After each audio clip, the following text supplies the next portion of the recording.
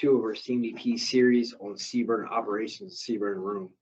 So today's video, I'm basically going to show you how I set up my CBRN room.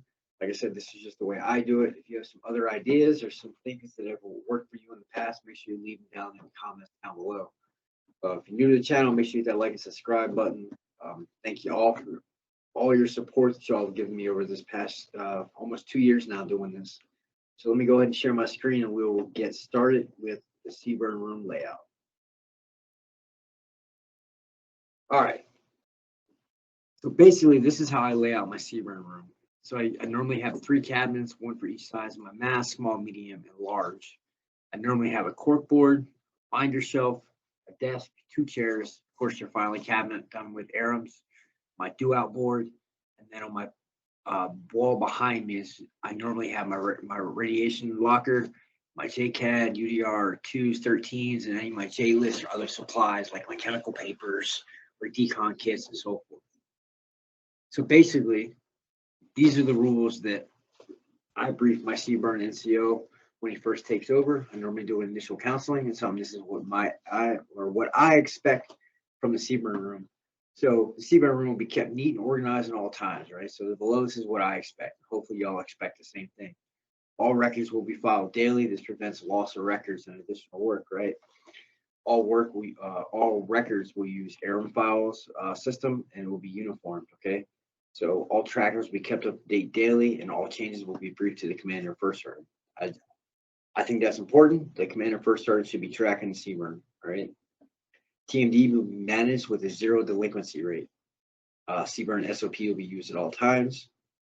No records will leave the CBRN room unless noted by the commander and first sergeant. And then, of course, the unit DTMS SOP will be used to create training and service and TMD data events. So I use my company DTMS SOP we created so that we identify a certain color that when we look at our training calendar, anything that's red for us means it's either a service or some type of TMD or calibration, right?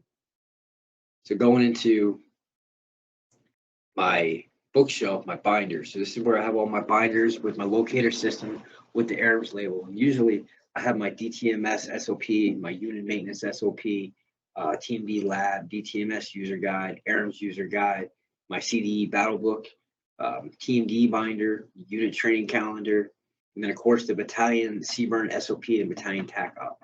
And then of course the GCSS-Army battle book I built all my sections.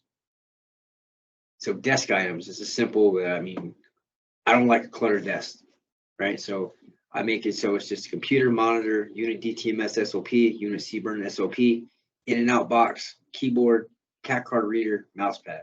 That's all I want on their desk. So on the corkboard, usually I have additional training resources, you know, some publications or something, some quick reference guides, you know, like J-list fitting, sizing, stuff like that.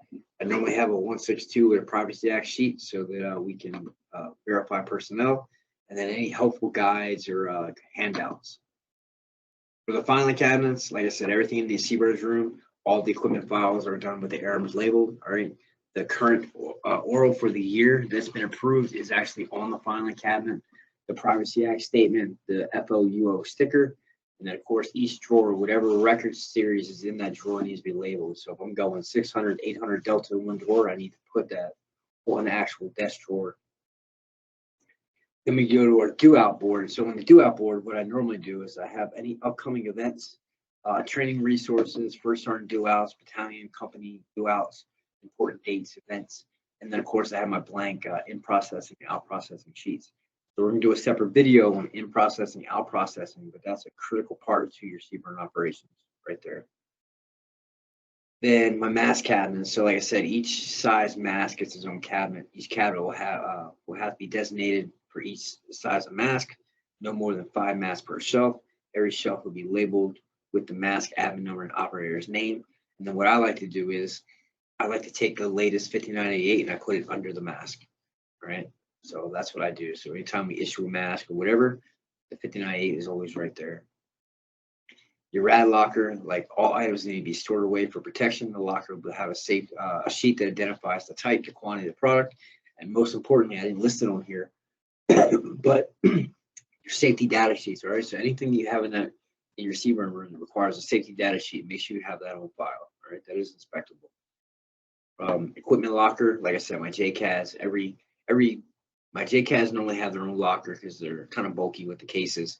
Your VDR2s, your 13s, if you got the the 75s, the J list, the other supplies to include decon equipment will also all have a separate locker, right?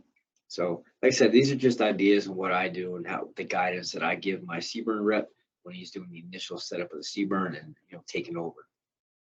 So, like I said, this is just recommendations. Make sure you leave your comments down below. We're going to do part 3 of the series sometime later today, hopefully later today.